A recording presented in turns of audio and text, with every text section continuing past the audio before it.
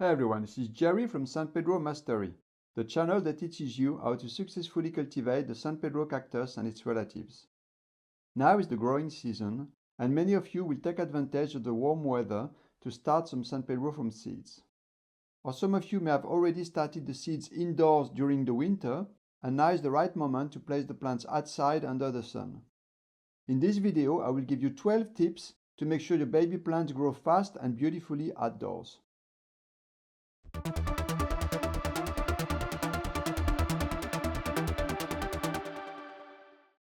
The first of the 12 tips is germinate on sunny days. If you're going to germinate the seeds outdoors, look at the weather forecast and make sure it's going to be mostly sunny for the next 7 to 10 days. You will need to place the seeds somewhere that receives sun for the whole day, or at least most of the day, and place a rag on top of the container to filter the sunlight. If all you have is a spot that only gets sun for half of the day, then remove the rag during the other half, so that the seeds always have a sufficient amount of light coming to them. They need a good amount of light from morning till evening in order to germinate. If you cannot meet these conditions, then think about germinating them indoors under artificial lighting. A T5 6500K fluorescent tube is ideal, positioned about 38 centimeters, that's 15 inches above the soil level. T5 tubes are very cheap. Personally, I always germinate my seeds indoors under a fluorescent T5, and then, once they have germinated, I can move them outside. Seeds always germinate perfectly under a T5, but the first time ever I grew San Pedro from seeds, I did it all outdoors, with rags to filter the sunlight. And pretty much all of those seeds germinated, but I do remember that the containers receive sun all day long, every single day, from the day I sowed them until the day they germinated. Tip number 2. Prioritize air circulation. You will most likely need to place some woven fabric above the seedlings to reduce the sun's brightness.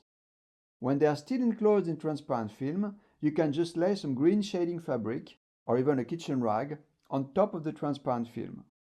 But when the film is removed, then I recommend you position the shading several inches above the plants. This will allow the wind to circulate freely around the seedlings. Good air movement will keep insects away. You may still encounter some bugs, but a lot less than if you had poor air circulation. Here you can see that I zip-tied the material on top of a section of metal fence. You could also build a frame out of wood if that's more convenient for you. Having the fabric positioned several inches above the soil level has worked out amazingly well for me. Insects are not a problem anymore. Tip number 3. Remove the shading when it's cloudy. It's a good idea to take out the fabric on cloudy days so that the plant gets enough light. You can also remove it in the later part of the afternoon when the sun becomes weaker, and then place it back again the next day, late morning, when the sun once again starts to be strong. Like this, you only have the fabric in place when the plants need it, that is, when the sun is strong. I have my shading panel hinged, so that I can lift it up in late afternoon, leave it up all night, until late in the morning when I drop it. I do that during spring and autumn. During summer, the sun here is very strong, even in the morning and late afternoon, so I leave the panel down most of the day.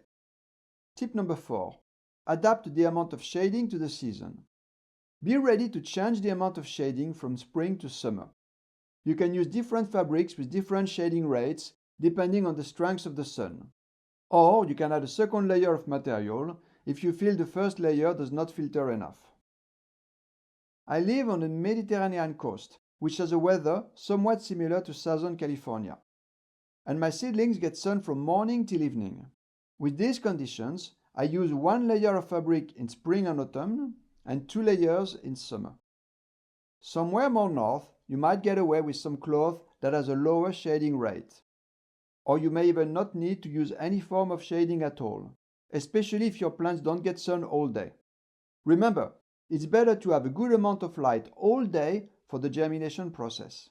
But afterwards, once the seeds have come up, the plants can very well cope with only a few hours of sun, if that's all you can get, and the rest of the day, just plenty of ambient light. You will have to adjust the screening according to the strength of the sun and the hours of sun you are getting. For instance, if you are in the north of Europe, where the sun is weak, and your terrace only has morning sun, Then you might even get away with no shading at all. You will have to pay attention to the plant's colors and how they react to the light they're getting. And you will need to adjust the shading accordingly. Which leads us to the next tip. Tip number 5. Pay attention to the seedlings' colors.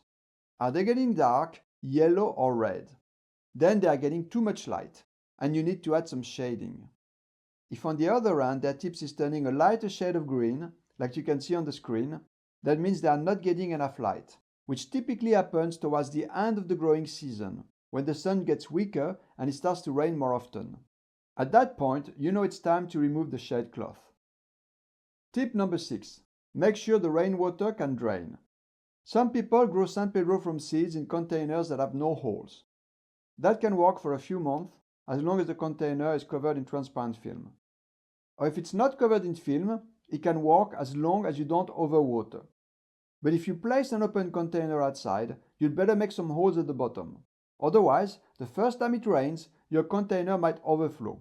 And then afterwards you will be left with a mess of plants that have fallen flat, half buried in the soaking wet soil. Not a pretty sight. Likewise, if you use a plastic table like the ones I use, you should drill a few holes in it so that the water can evacuate. If the roots are constantly in contact with a pool of water, they will eventually rot, and rot will spread to the rest of the plants. Tip number 7. Protect young seedlings from hard rain. If you have very young cacti outside in the open, and by very young I mean plants that look like the one you see here, or even like the slightly older ones you see right now, then you should try to protect them from hard rain, as it could flatten them, and then afterwards it would be very hard to get them to stand up again. The shading panel that you can see now protects the plants very well. The rain goes through, but its force is absorbed by the fabric, therefore it won't damage my young plants. If you wanted, you could also make a transparent panel, for instance made of plexiglass and screwed onto a wooden frame. And you would place that panel almost horizontally, leaving just enough of an angle so that the water can run off. The advantage of a transparent panel compared to a shading panel is that the plants will have more light on cloudy days. With my setup, which is the shading panel, the plants get very little light on shady days. But that doesn't really matter because I live somewhere where it's rarely cloudy. By the way, setting up some kind of protection against hard rain only applies to seedlings that are young. When they are fatter and more firmly established, then they won't be harmed by a torrential downpour. In fact, a downpour would be beneficial to them as it would contribute to keep the bugs away. Tip number 8. In some cases, consider a greenhouse. A greenhouse is a great option to grow these plants outdoors in colder countries. They range from very small units that cost as low as €20 or $20 to large ones in which you can walk in that cost a few hundreds. You can use them just during the growing season or even all year round if you install a heater specifically designed for greenhouses. There are electric ones as well as gas ones that don't require electricity. If you live in a warm country when it rains a lot, a greenhouse may also be a good option, as it will protect the plants from an excessive amount of rain. Where I live, for instance, it doesn't rain that much, so I can have my San Pedros all year in the open. However, it does rain more than in Mexico or Texas, and for that reason, peyotes, which are native to these areas, will be better off inside the greenhouse. I don't currently own a greenhouse, so I have to bring my peyotes back inside the house when it rains too often, like it typically does around April. Temperature-wise, my peyotes would also prefer a bit more heat than I can offer them here outdoors, so they would really enjoy the greenhouse. The only downside of a greenhouse is the lack of air circulation, which means you will encounter more bugs around your plants. Some of them would be harmless to your plants, others may be an issue. For that reason, I would recommend leaving all the side windows of your greenhouse opened for air circulation, unless of course you want the heat to build up in there. Tip number 9. Bring them in when it's too cold. Do not leave your seedlings outside if the temperatures are too cold. When they are adult, they will probably be able to stand freezing point, which is 0 degrees Celsius or 32 degrees Fahrenheit. But when they are less than a year old, they may not tolerate that much cold. Tip number 10. Beware of the heat if they are still wrapped. If your tray is still wrapped in transparent film, do not leave it outside if it's extremely hot, even if the plants are protected from the sun. Last summer, I lost several thousand plants because of that. They died almost overnight during a heat wave, even though the sun was filtered by some shading material. That was the first time something like this ever happened to me, and that came very much as a surprise. Please learn from my mistakes so that the same thing does not happen to you. Tip number 11. Use trays with low borders. The air circulation will be much better than trays with high borders, and good air circulation means a lot less bugs. I have a video on trays if you want to learn more on the subject. If you have grown the plants in small containers with higher borders, and now you remove the transparent film, you won't have very good air circulation. But there is a trick. You wait until the soil is completely dry, then you should be able to pull it out of the container in one piece, with the plants on it. You now place some fresh new soil in the container, and then you place the old soil and plants on top of it. The soil level will now be level with the borders, which means excellent air circulation. There is another advantage to this trick. The plant will start growing faster thanks to the fresh, fertile new soil underneath. And you can add up to 25% earthworm castings to the soil underneath in order to boost growth. Tip number 12. Use a soil that sets hard. For beginners starting from seeds, it may be a good idea to start with the simple, classic recipe of 1 part regular potting soil to 1 part perlite. But once you gain a bit of experience, you can start enhancing your soil with other elements. For instance, if you want them to grow a bit faster, you can mix some earthworm castings into the soil. But in the case of young cacti growing outside, what I like to do is to use a soil that sets quite hard when it's dry, a bit like concrete. That will give the plants stability and prevent them from tipping over when there is hard wind. And most importantly, water will take much longer to penetrate the soil. That allows me to overwater until the water sits on top of the soil.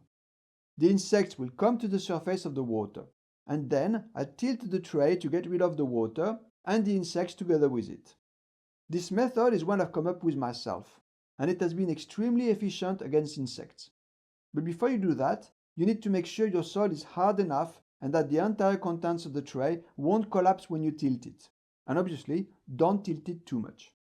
The way I make the soil hard is by adding some local soil to the mix. The local soil from where I live looks sandy, but I guess it must have a bit of clay in it because when it dries, it sets hard like a rock. A typical recipe would be 1 part local soil, and it has to be the right kind of soil, 1 part regular potting soil, which is usually made up of peat moss, and 1 part perlite. When starting from seeds, your soil mix should be made up of about 50% tiny rocks, which could be perlite, pumice, or even some coarse sand, and 50% soil. At first glance, you may think that my 3-part recipe, the one that's on the screen, is not ideal because it's only got 1/3 perlite and 2/3 soil. But to the perlite, you can also add all the coarse sand and the tiny rocks that can be found in the local soil that I use. And I'm pretty sure that all combines to a grand total of about 50% tiny rocks, which is what's needed. This is the way I achieve a hard soil, by using some local soil from where I live. And here, cacti grow naturally in the wild, and that soil contains plenty of tiny rocks and coarse sand. If on the other hand, the local soil where you live is a heavy, clay-based soil without sand and tiny rocks, then I would not use it. Or maybe add a tiny bit of it to your usual 50% potting soil to 50% perlite mix, and see if that's enough to make it set hard when it dries. When experimenting new things, I recommend trying it first on just 1 small container, not your whole grow, in case it all goes wrong. I hope you enjoyed this video. Please make sure you like, subscribe, and tick the notification bell. Also, if you want to buy some of the seeds that I produce myself, or some seedlings grown from the same seeds, please send me an email. My email address can be found in the description of this video, but I will also make it appear now on the screen. Just send me a quick message saying that you want my list of seeds and seedlings, and I will email it to you together with photos. My seeds are unpollinated, with the flowers enclosed in pollination bags, and the species and strains are correctly identified. Also, when you buy, I will email you easy-to-follow growing instructions. All for now, my friends. I will see you again very soon with more videos on how to cultivate the San Pedro and its relatives. Ciao!